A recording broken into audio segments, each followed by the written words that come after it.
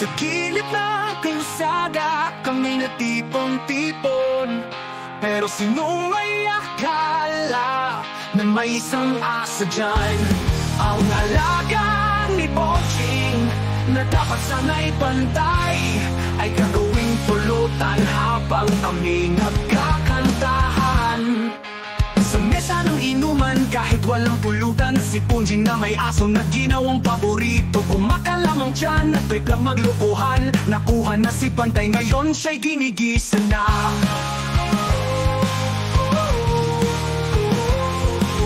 Sa mesa ng inuman kahit walang pulutan, si Punjing na may aso na ginawang paborito. Kumakalamang tiyan at biglang maglukuhan. Nakuha na si Pantay, ngayon siya'y ginigisa na. Huwag mong itanong kung masarap ba siya. Ang sagot ay oo, sabay tawa, walang hiya. Wala na si Pantay sa tabi ni Ponjing. Aso'y naging alaala habang kami nagiinuman. Bawat kagat sa karne ng nasabing aso, sabay tawanan at sinasama sa kwento. Si Punjing ay napamura, ano ba namang trip? Akalang joke lang yung pala'y magiging totoo. Huwag mong itanong kung masarap ba siya.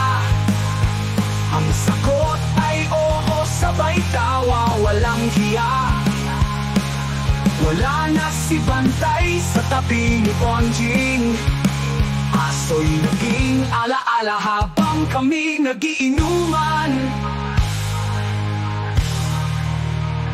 Pilit na lang namin kalimutang nagawa, pero paano ba yun di maalala? Si Pantay na dapat loyal at nagbabantay, ngayon ay bahagi na ng aming mga bituka.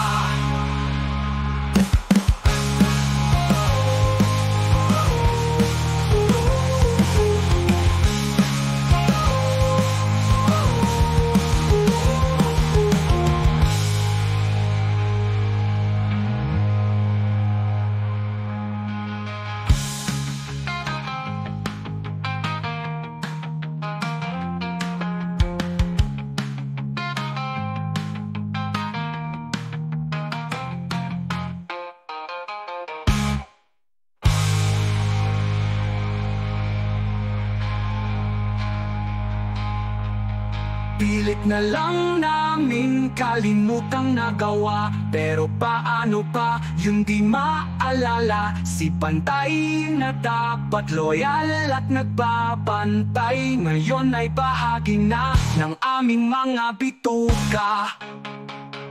Tayo'n ay bahagi numan, tayo'n ay bahagi tuka.